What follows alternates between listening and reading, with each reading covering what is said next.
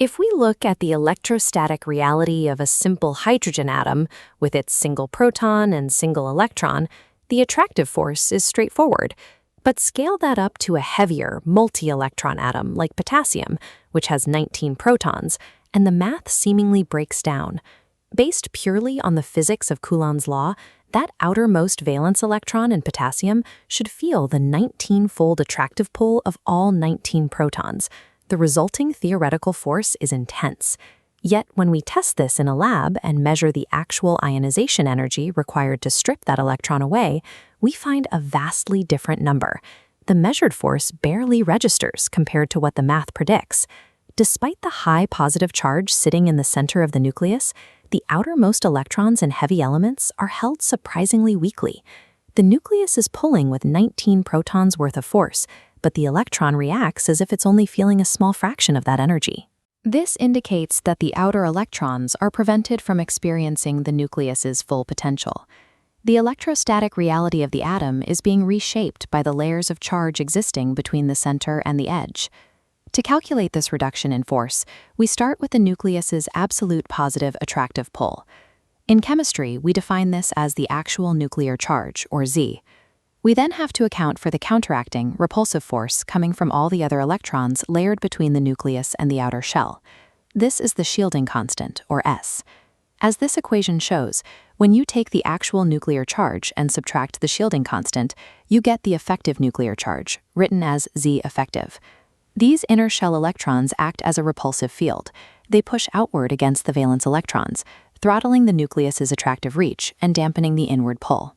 Quantifying the degree to which these inner electrons throttle the nuclear charge provides the baseline for predicting chemical behavior. It is Z effect, rather than the raw proton count of Z, that serves as the true metric governing an element's reactivity, its ionization energy, and atomic radius.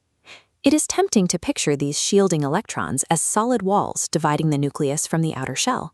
However, the reality is dictated by quantum probability.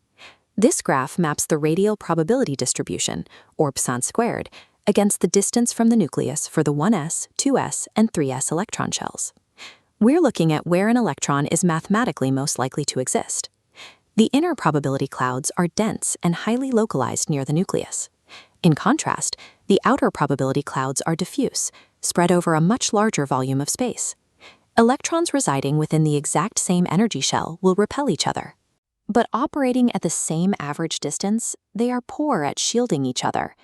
Effective electrostatic shielding occurs only when inner electrons are physically located in the space between the nucleus and the outer valence electron. This makes shielding a matter of spatial probability. The strength of the shield depends entirely on the density of the electron cloud at a specific distance from the nucleus. The term penetration effect describes how close a specific orbital allows an electron to get to the nucleus. Looking at this graph, we can compare the probability distribution of a spherical 2s orbital with the lobed shape of a 2p orbital. Notice this tiny inner node on the s orbital's curve.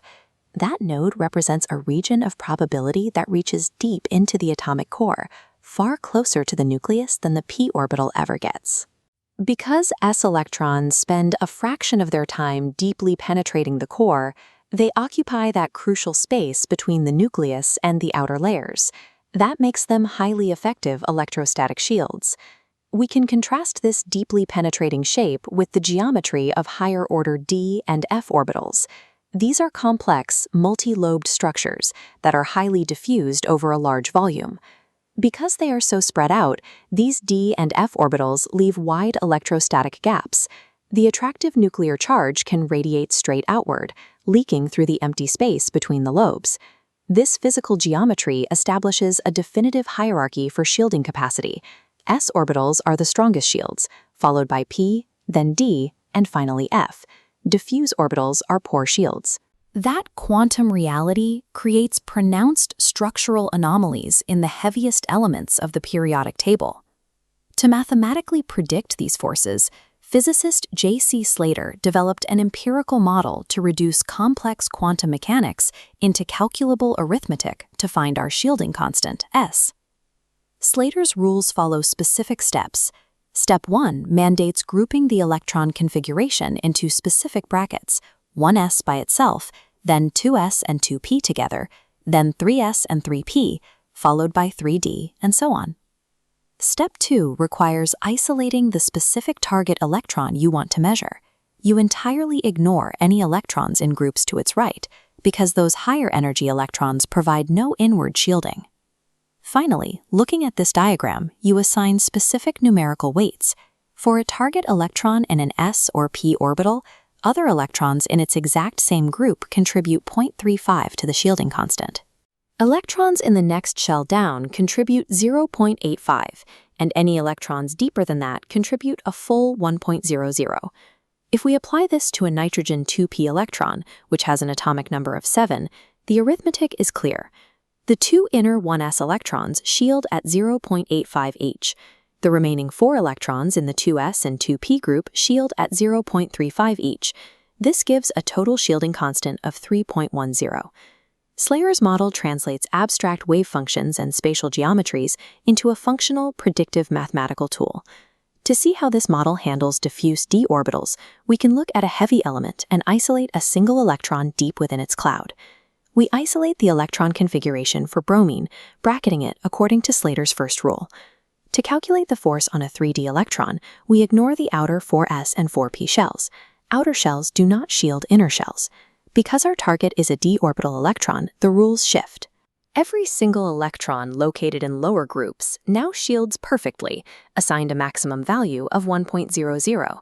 For our target 3d electron, there are 9 other electrons in its group, shielding at 0.35. Below that, there are 18 core electrons, shielding at 1.00. The math gives us a shielding constant of 21.15. By determining this specific shielding value, chemists can accurately predict exactly how tightly that specific d orbital electron is held by the nucleus. We can now scale this math up to see what happens to atomic structure when we move left to right across a single row or period on the periodic table. With every step to the right, the nucleus gains 1 additional proton. The actual nuclear charge, Z, increases by exactly 1, but the corresponding electron being added goes into the exact same valence shell. Because electrons in the same shell are poor shields for one another, that new electron only adds 0.35 to the shielding constant. The nucleus adds a full 1.00 to its pole, but the electron cloud only adds 0.35 to its outward push. As a result, the effective nuclear charge, Z effect, surges upward as you cross a period from left to right.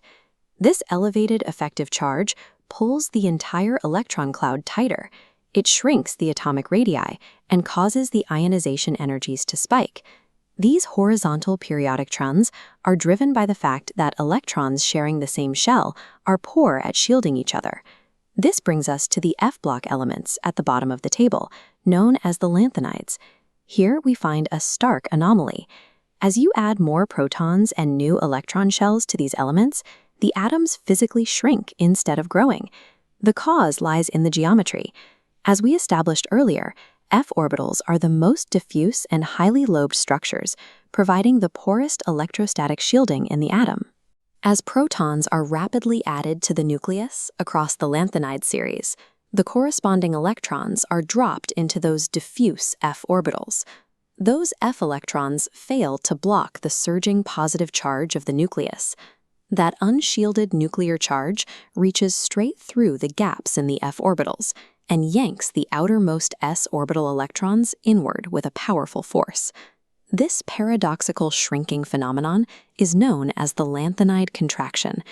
This confirms that the physical radius of an atom and the stability of its shells depend on how effectively these inner quantum geometries dampen the nucleus's reach. Each shell acts as an imperfect gatekeeper, determining the final structure of the atom.